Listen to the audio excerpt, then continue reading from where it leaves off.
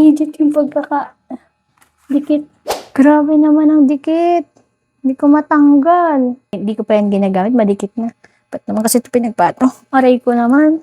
Ang maganda dito, mabibili niyo lang to ng buy one, take one. Pwede kayong pumili kung ilang metro ang haba na gusto ninyong orderin. So, merong 3 meters at 5 meters. Pero kung ako sa inyo, 5 meters na orderin nyo kasi sulit na sulit naman talaga. Ayan, ito na yung picture frame namin ni Habi. At pwede nyo talaga itong gamitin kahit dito kasi nga wala siyang pangsabit, wala siyang lagayan. So, tatry natin tong ilagay kung ito ay didikit ba talaga.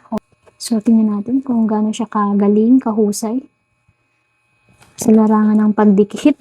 Kasi, syempre, baka binubudo lang tayo. Hindi natin sure, diba?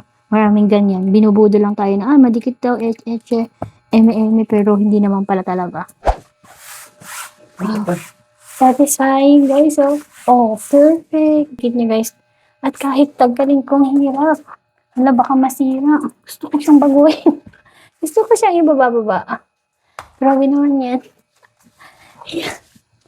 In fairness, legit yung dikit. Kailangan niyo talaga ng mga katulad nito. Well, mag-check out na rin kayo.